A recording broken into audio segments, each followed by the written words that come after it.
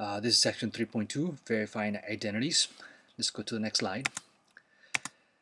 So it says factor each trigonometric expression. So if you look at 1, you work with this expression and basically factor it. If you don't see it, if you're having a little bit of trouble factoring just the way it is, factoring the way that this trinomial is, you can do the following. Let cotangent of alpha equal to x. Substitute x into wherever you see a cotangent of alpha, and you get the following. From here, this looks like a trinomial that you know how to factor from a previous course. You factor it, you end up with this, and then you go back and you substitute for x cotangent of alpha. And this is the answer to number 1. Let's go to number 2. Again, if you can't factor it the way it is, you can make the following substitution. Let sine of x equal a, cosine of y equal b. Then you're working with a squared minus b squared. It looks similar to something you have factored before, which is that. Go back, substitute what you see here, and this is your answer. We're still factoring, so we have a little bit more elaborate, but nothing that we can't handle. So notice that every single term in this expression has a common factor of tangent. So what I'm going to do is I'm going to pull it out, I'm going to factor it, and I end up with the following trinomial. And then at this point, I'm basically going to work with this trinomial, and I'm just going to factor it, just like how I did number 1 and number 2. And I end up with the following. And again, if you were to FOIL this binomial, if you were to multiply this binomial times this binomial using FOIL or whatever you learned in a previous course, you should end up with what is here underlined in green. So we are done with number 3. Let's go to number 4. So you have the following trigonometric expression. Notice that in this case we have 4 terms in this expression. You have 1, 2, 3, 4. When you have 4 terms, you learn a technique which is factoring by grouping. So we're going to be looking at the first 2 terms in this polynomial, in this expression, and then I'm going to pull out the common factor, which is sine theta, and I end up with the following inside the parentheses. And again, notice that if I was to multiply sine of theta times what's inside this parentheses, this binomial, I end up with what you see here.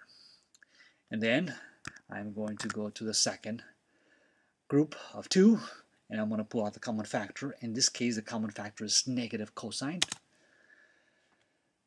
And then I end up with the following. And again, if I was to multiply negative cosine theta times what's inside the parentheses, I should end up with what's here underlined in green. And then at this point, you should notice that this first expression and this second expression, they have a common factor of 2 sine theta plus 1. So you pull it out, and you end up with the following, and you're left with sine of theta minus cosine of theta, and this is the answer to number 4. Let's move on to the next slide. Okay, on this slide, this next set of problems, basically what you're going to be doing is you're going to be verifying identities. And these are 5 strategies that you can apply whenever you're trying to verify an identity. And I won't have time to read them, but you can basically pause and read all 5. I'm going to go ahead and go to the next slide, but eventually these should become second nature to you. Next slide. So here's number 5. It says prove that each of the following equations is an identity. So basically this is what you want to do. You can apply what you saw on the previous slide, and you should end up with your answer. And your goal in this problem is to basically show that one side is equal to the other side. And the general rule for these problems is you always want to work on the most complicated side. Out of the left side and the right side, which one looks more complicated? Of course, the left side. So my goal is to play with this and then make it look like, make it equal cotangent of x. So here we go. Let's set out to do that. Work with this, simplify it, play with it, and make it equal to cotangent of x. So here we go. I am going to basically apply the following algebraic technique, which is basically to pull out a common factor out of the numerator, which is cosine of x.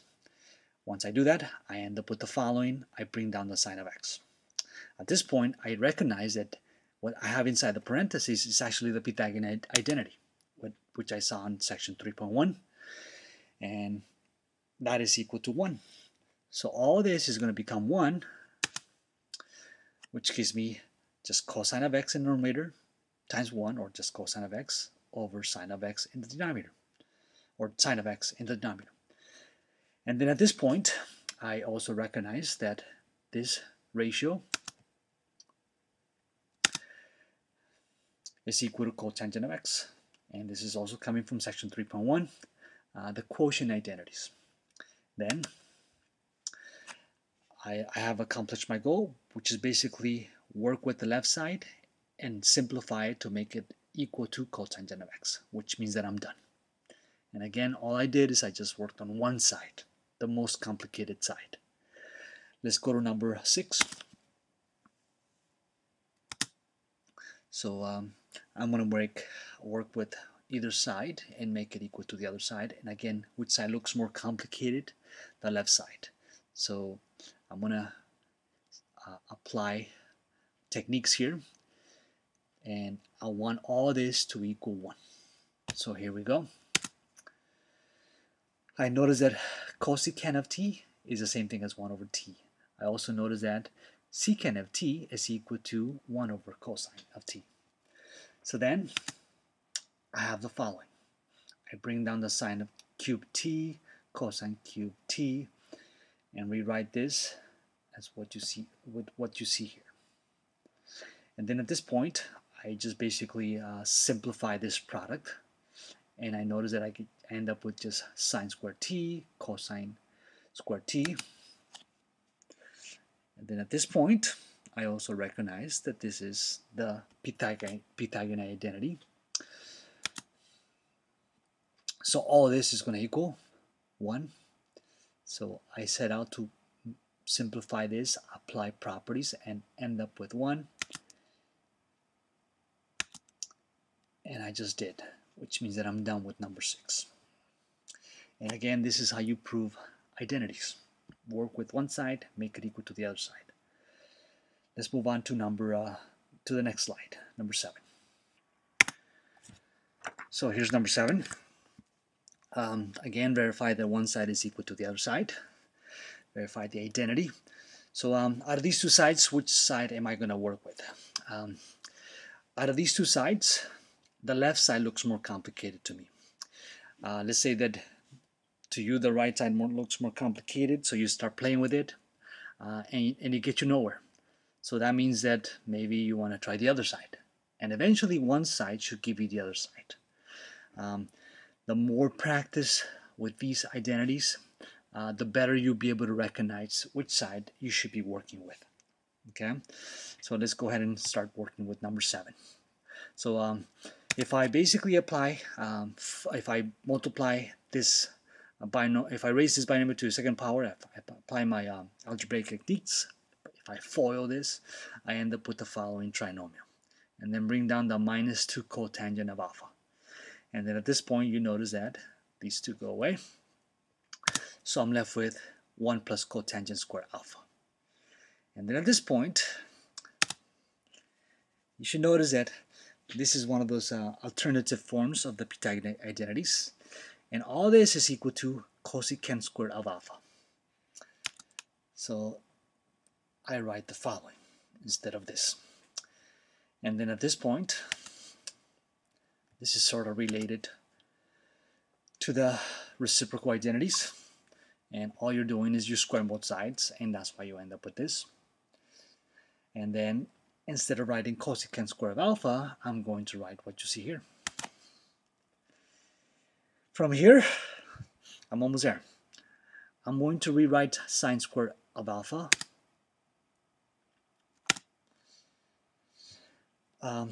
as 1 minus cosine square of alpha. How did I get this? Because this is coming from the Pythagorean identity. And all I'm doing is I'm solving for sine square of alpha. And I do my substitution. So I have 1 over, instead of this, I have that. And that's what you see here. And then you should notice that this is a perfect difference of perfect squares, which means that this is a binomial that can be factored. And I end up with the following. 1 is still in the numerator. If I factor this, I end up with the following, which is what I wanted to equal, which is my right side. So we are done with number 7. Let's go to number 8. Again, verify the identity, work with one side. I'm going to work with the left side. The left side looks a little more complicated to me. And then, at this point, I notice that I can factor this because this is factorable, and I end up with the following product of these two binomials. At this point, I notice that this can be cancelled. So I'm just left with 1 plus sine of x. And again, I'm working with the left side. I'm trying to make it equal to the right side. So at this point, I'm going to use the following reciprocal identity. Sine of x is equal to 1 over cosecant of x. So I make that substitution. Instead of that, sine of x, I write 1 over cosecant of x. And then at this point,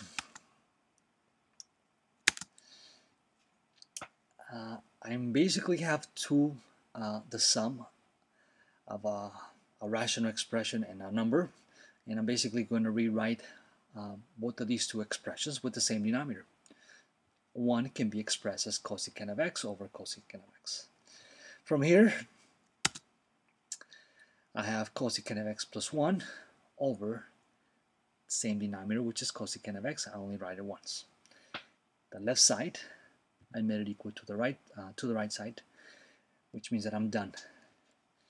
Let's move on to number 9.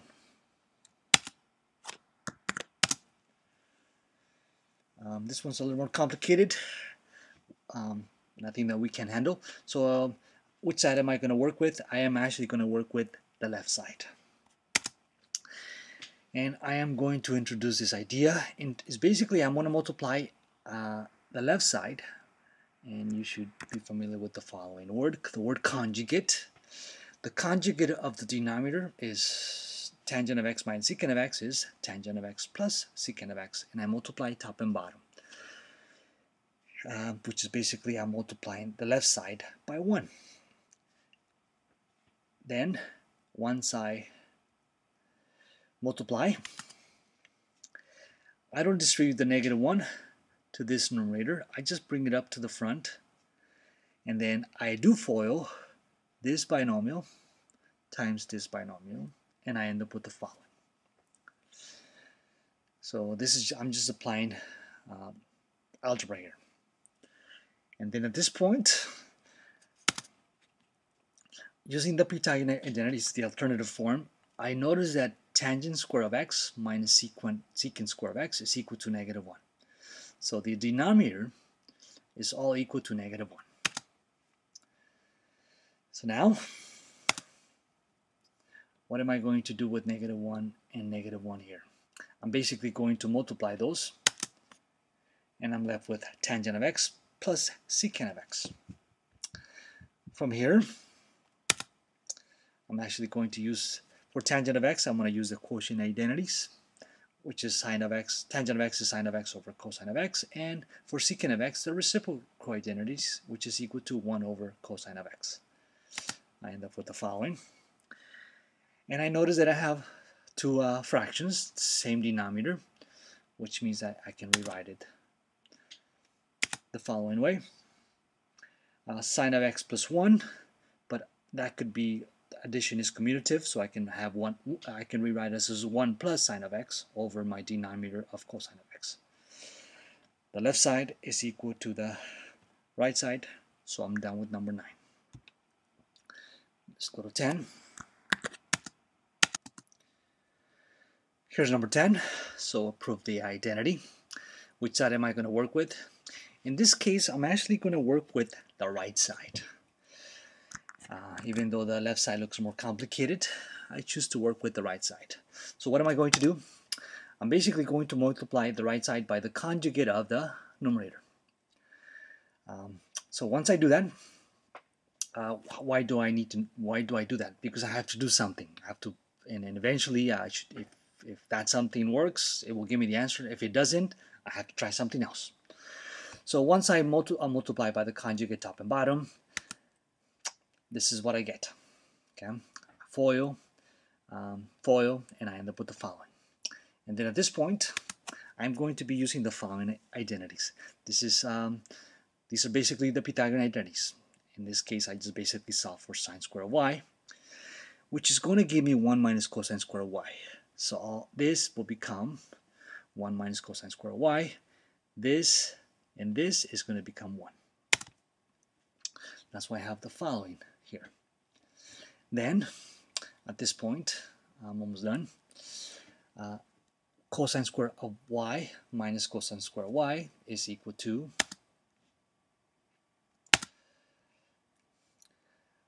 negative 2 cosine square of y. The denominator stays the same, and my goal was to work with the right side, make it equal to the left side, and I just did. Let's go to the last problem in this video, number 11. So here's the last one. Verify this identity. Which side looks more complicated? Is the left side. So set out to make the left side equal to the right side. So what I do is I pull out the cotangent square of theta, and I end up with the following. And then at this point, this is where I'm going to be using my some of the identities. This is equal to tangent square theta using the reciprocal identities. This right here, change the color. This right here is all equal to cotangent square theta. Follow these steps, and you should see why that is the case. So once I make those substitutions, I have this new expression. From here, what I'm going to basically do is I'm going to be using the alternative form of the Pythagorean identities. Cotangent square theta minus cosecant square theta is equal to -1. So if I combine these two, I get -1. Bring over the tangent square theta, secant square theta, and then all of this, like I said, became -1. From here, I'm going to use the Pythagorean identity.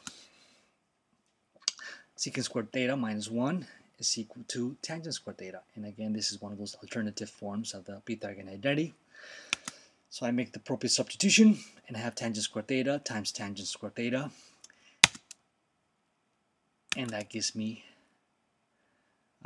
tangent to the 4th power theta, which is equal to the right side.